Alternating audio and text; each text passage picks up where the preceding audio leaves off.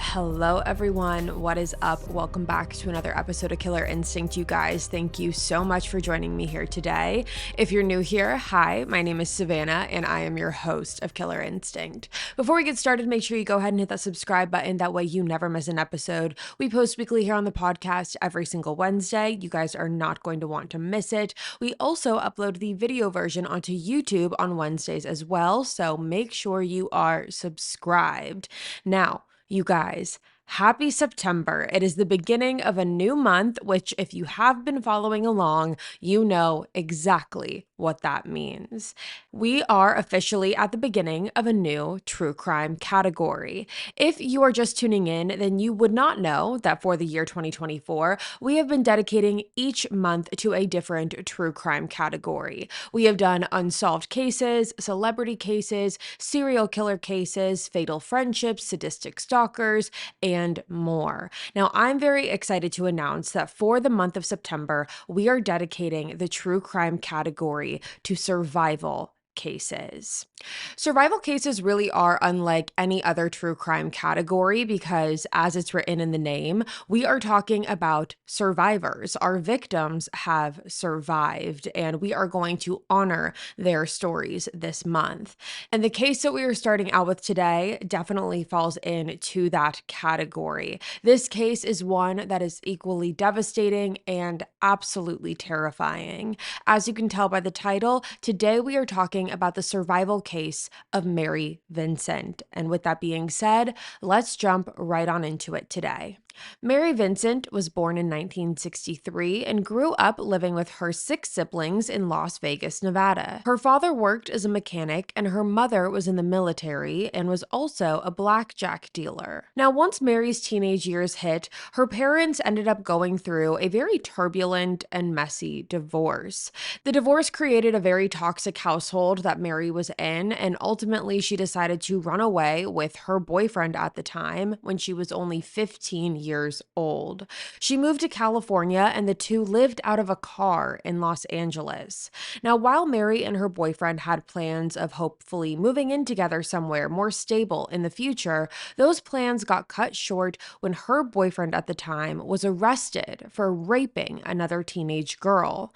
Now, because of this, Mary was really now on her own, and those were not the original plans. Mary did not know how to continue on being by herself. She was only 15 years old, and she really was trying to figure out how to navigate through this next phase of her life. Because of this, she decided that she was going to go and live with her grandfather for a short period of time. Her grandfather lived in Berkeley, California, which was a little over a 5.5-hour drive from Los Angeles. So Mary ended up hitchhiking her way from LA to Berkeley to stay with her grandfather. Now, after spending some time in Berkeley with her grandfather, Mary did start to become homesick. She missed her parents, she missed her siblings, and she did want to get back to Las Vegas. So she decided that she was going to have to make the trip back from Berkeley to Las Vegas. Now, in order to do this, Mary decided that she was going to travel from Berkeley to LA and then stay in LA for a little bit before heading back to Las Vegas. So it was going to be Berkeley to LA, LA to Las Vegas. That was how Mary was breaking up this trip. And similarly to how she ended up getting from LA to Berkeley to begin with, Mary decided that she was going to be hitchhiking her way from Berkeley all the way back to her home.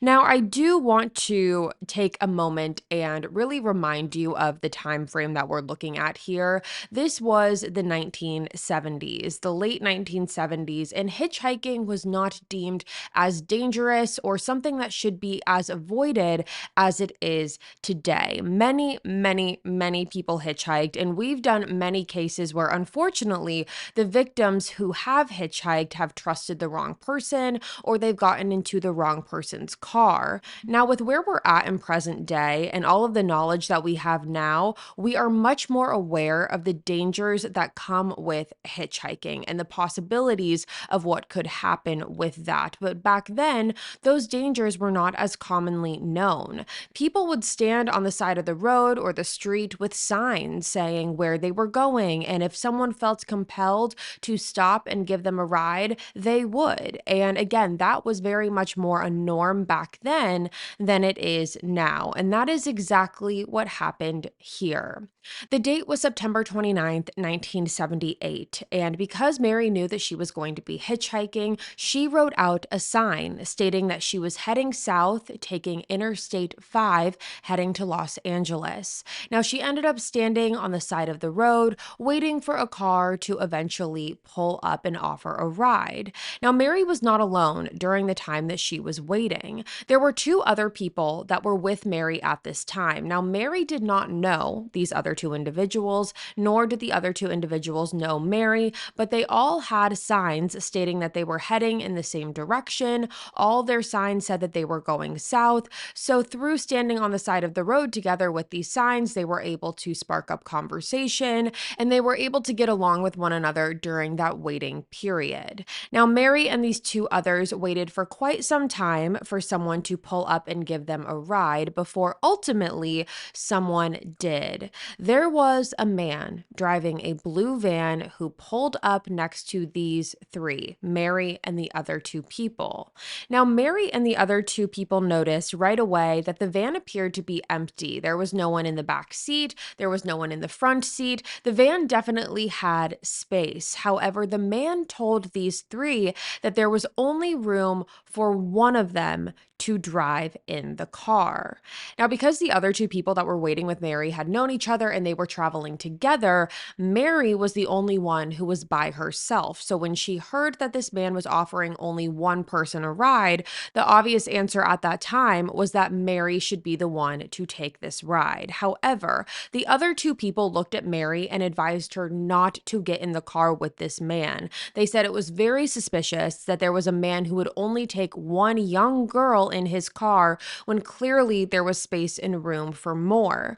They tried to convince Mary not to get in the car with him. However, at this point, Mary said that she went against her better judgment and didn't listen to what they had to say because she didn't think anything of it at the time. She said at this point, she was really desperate to get home and she didn't think about what could potentially happen. All she wanted to do was get home at this point, and she saw this man driving this car as an opportunity to getting closer to doing that. So ultimately, with that being said, Mary got into the car. She told the man that she was going to LA and to take Interstate 5, which the man agreed to do, and the two of them were on their way.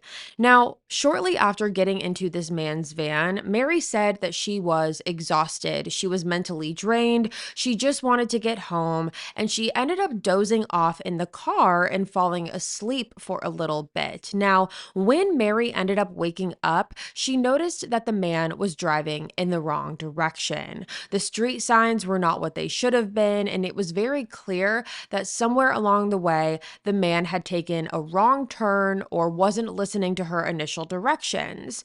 Now, when Mary noticed this, she immediately called the man out for it. She told him that he was going the wrong way and to get back onto Interstate 5 where she had initially suggested. Now, the man tried to calm her down in this moment, tried to subside her worries by saying it was fine and that it was a different way that Mary had suggested, but it would get them there quicker. It was more of a shortcut than what Mary had initially suggested. But according to Mary, she said that she knew something was very, very wrong. And after objecting what he said once again and telling him that he needed to turn around and get back going the right direction, the man ended up pulling over onto a deserted road where it was only him and Mary. Initially, the man told her not to worry. He would get back going the way that Mary initially wanted, but he was going to step out of the car and use the bathroom very quickly. Now, at this point, Mary watched as he got out of the car and was standing very close nearby using the restroom. But again, at this point, Mary said that her gut was telling her something was very, very wrong. She started realizing that there was a very good chance that she was going to have to escape and run away from this man. During these times where these thoughts were going through her head, she ended up looking down at her feet and noticed that one of her shoes was untied. She told herself that if she was going to have to escape, she was going to have to tie both of her shoes, because in order to be able to outrun this man, she was going to have her shoes tied in order to be successful, in order to be able to run as fast as she could. So while this man was right outside of the car using the restroom, Mary also opened the passenger door and got out of the car to bend down and tie her shoe.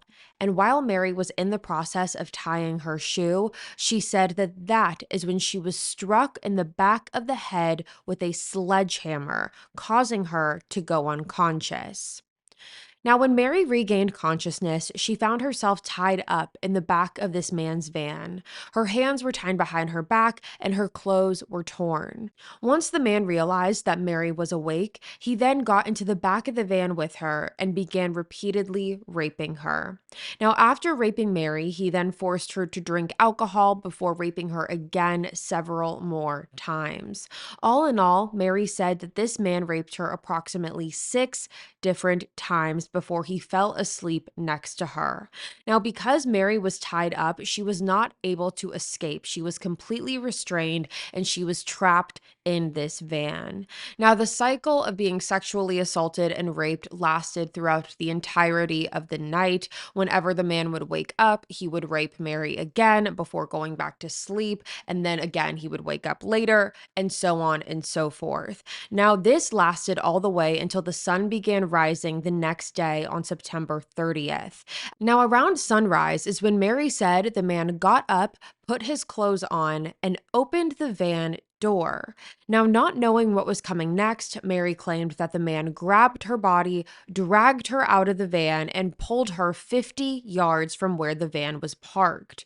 Now, at this point, Mary claimed that she had been repeatedly begging this man to let her go. She said that she was consistently pleading with him to let her go, to set her free, and that she wouldn't tell anyone. She said specifically the one thing that she said over and over and over again was to set her free. At this point, Mary stated that she did not know what this man was doing to her or what he had planned to do to her, because now he's dragging her out of the car, dragging her away from this van. She's repeatedly asking him to set her free, to let her go. And instead, this man responds with saying, quote, "You want to be set free? I'll set you free," end quote. And right after saying that, Mary claimed that the man pulled a hatchet out of his toolbox.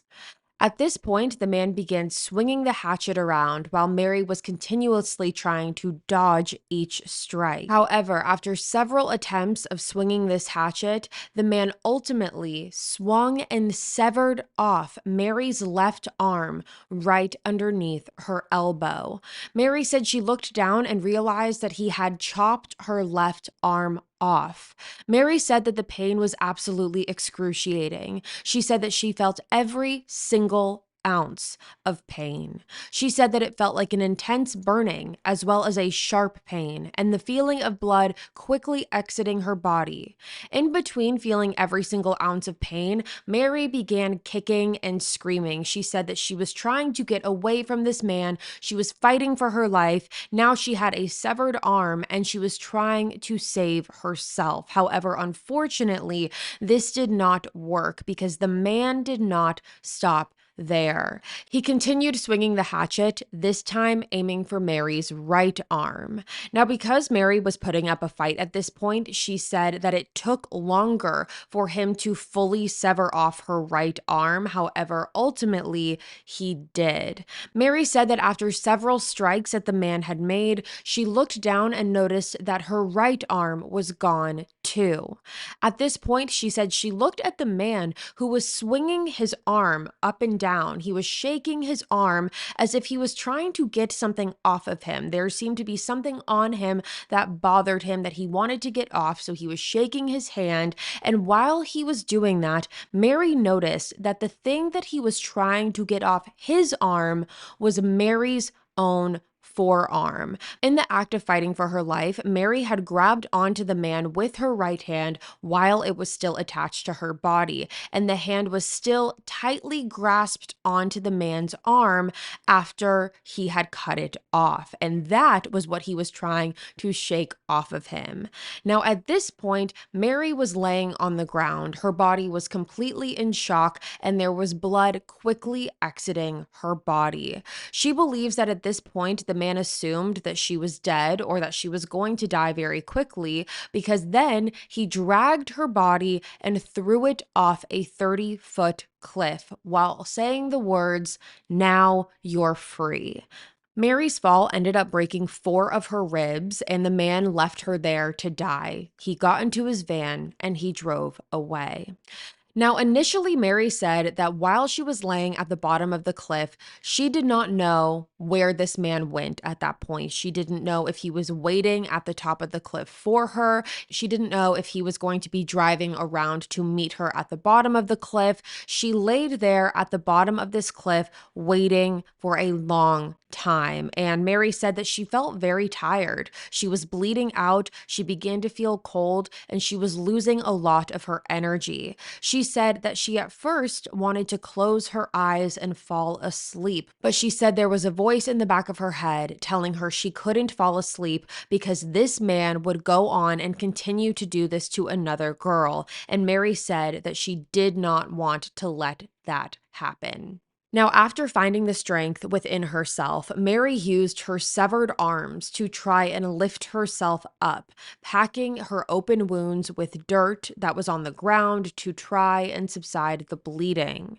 Mary then used all of the strength that she had left to crawl back up the cliff. She used her severed arms to crawl back up the cliff and continue to walk onto a nearby road. Now, by this point, Mary said that it was beginning to be nightfall. The sun was setting, and like I mentioned earlier, this area was a deserted road. There was no one else on this road when the man had pulled off the van into the road the night prior. So at this point, Mary does not know where she is. She's incredibly lost. However, she was able to hear some faint traffic in the distance. So Mary said that she walked towards the sound, and this sound was 3 miles away. With her severed arms, with her 4 broken ribs, Mary was walking 3 miles towards civilization, towards the traffic that she was hearing. And the traffic that she was hearing was actually Interstate 5. Now, once Mary reached Interstate 5, she was able to see a car driving in her direction. She attempted to wave the car down, and Mary said that there were 2 men in the vehicle. However, once they stopped and got a look at Mary, they got freaked out at what they were seeing and immediately drove away. Mary said at this point, she looked down and noticed that her entire body was covered in blood, and she was also missing half of her arms. It was dark. There wasn't a lot of people around, and she was worried that there wasn't going to be anyone who was willing to help her because everyone was going to be too afraid of her. Now, luckily, shortly after the first car drove by, there was a second car that drove by and stopped for Mary. Inside of this car was a couple who were actually on their honeymoon, and they were driving a truck. They stopped for Mary and without question got her into the truck and raced to the nearest payphone where they were able to call the paramedics. Now, luckily, a rescue helicopter was able to come and fly Mary to the nearest hospital. When she arrived at the hospital, she was immediately rushed into the operating room for an intense life-saving surgery to try and repair her injuries. All in all, Mary stated that she lost over half of the blood in her body, and the blood that was remained in her body, the doctors claimed was toxic.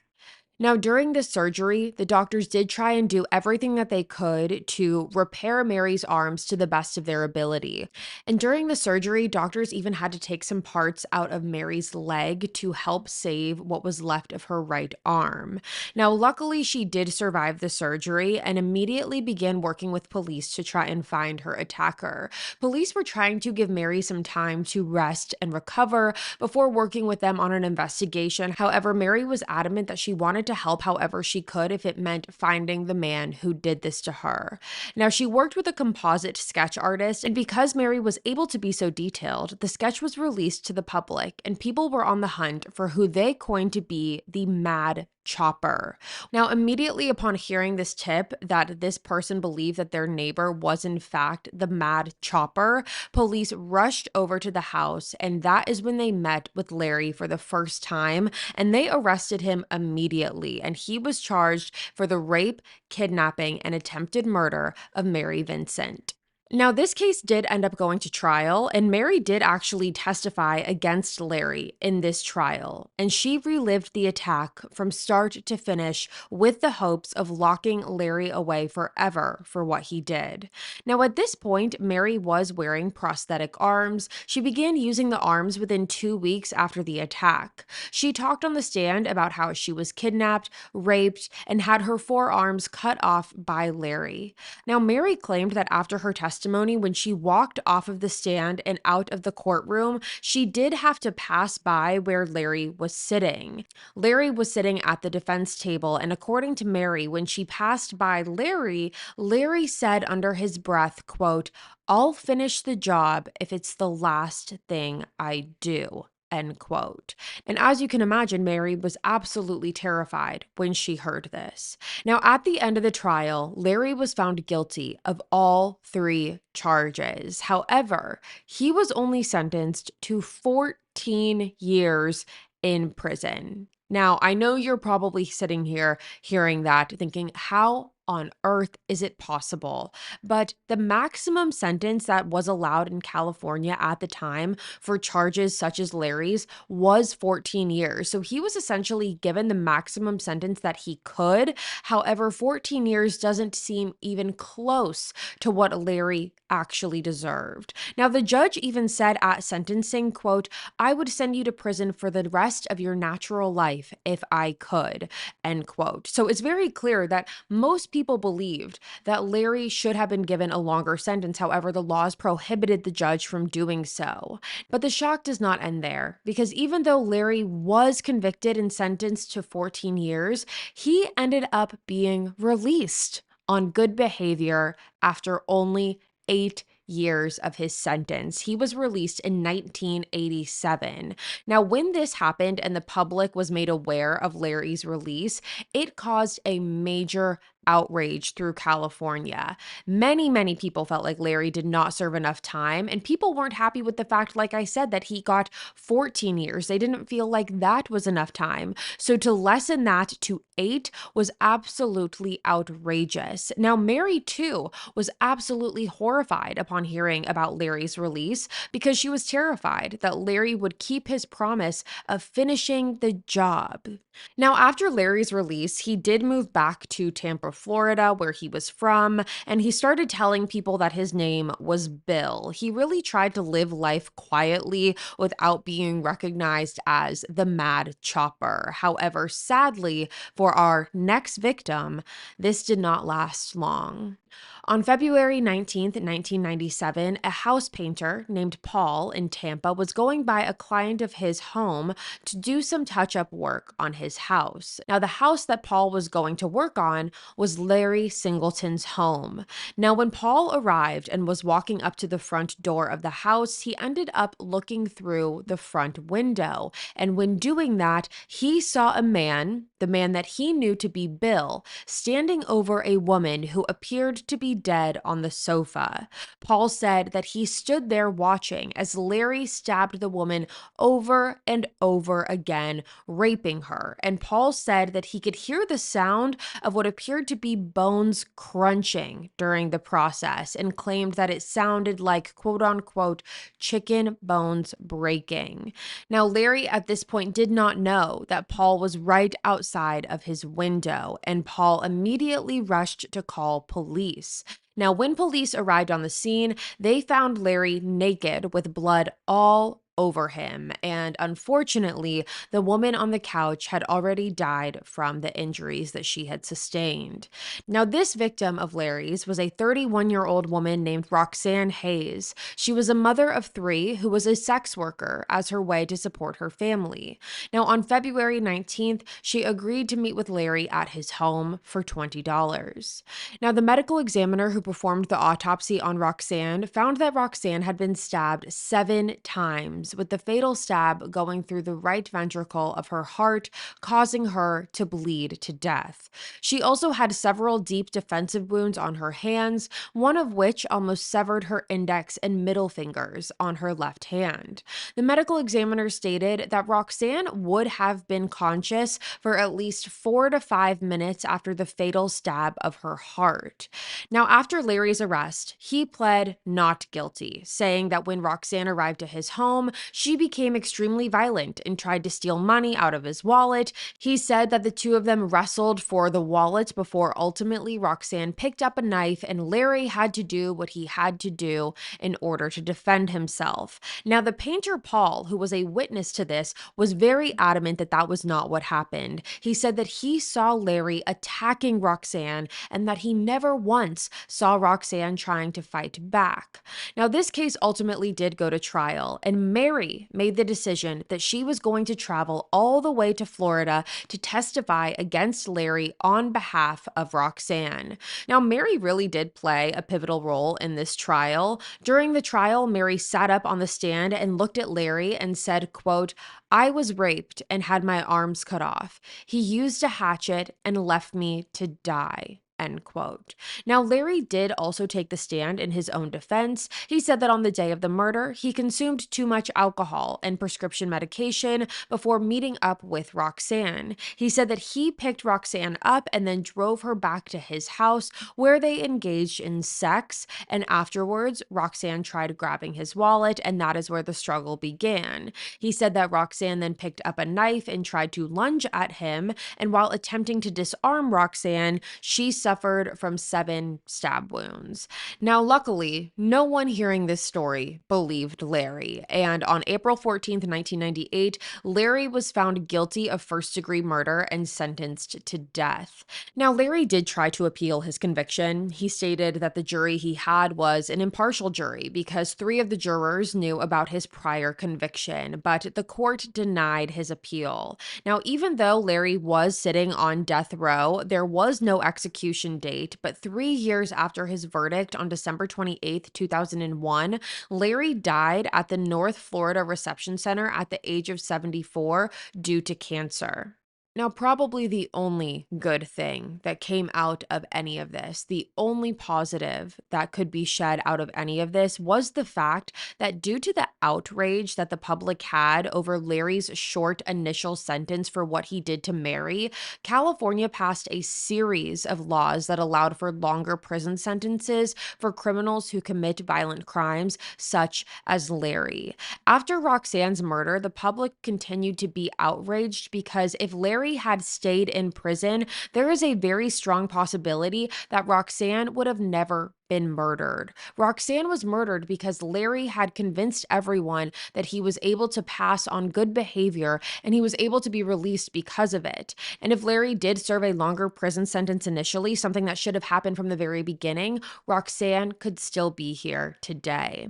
Now, as far as Mary Vincent goes, after the attack, she attended the University of Nevada in Las Vegas and she began her career as an artist. She did end up getting married and had 2 sons. However, her first husband and first marriage ended in divorce, but she did go on to marry another man. Now, as far as Mary's art career, she works with chalk pastels specifically. She likes to draw powerful and upbeat women and portray them as what she said to be female action figures. She also does drawings and portraits and has customized her own prosthetics. Mary said before the attack, quote, "I was so talented with my hands. I could do anything. anything. I could play instruments, do hair and makeup, pottery, paint, end quote. But she said that the one thing that she wasn't great at, coincidentally enough, was drawing. And that was until she lost her hands. It wasn't until one night where she said she was staring at herself in the mirror of her bedroom after the attack with her prosthetics on that she realized that she was able to grip a pencil with her metal prongs on her prosthetic arms. She started drawing herself and was pleasantly surprised to see that she was actually able to draw something that looked like her. She found that she was actually very, very talented in this space. She said, quote, "It looked just like me. And then I drew a horse that actually looked like a horse," end quote. Mary says that she has used her art to create beauty out of her depression. She used animals and strong women to be her main focus. Now, after meeting her second husband, Mary said, quote, "I kid you not, I haven't drawn a thing or read a book since I met my husband. With him, I'm living life instead of drawing it or reading about it. I wouldn't trade my happiness for anything in the world right now. That's all I've ever wanted. I'm just happy with life. I try to help others see through my eyes. You shouldn't give up hope. It's still a good life. There's so much out there. It's beautiful. It's not a matter of looking for it or making it happen. You should just accept happiness when it does come to you," end quote. And that, you guys, is the survival story of Mary Vincent.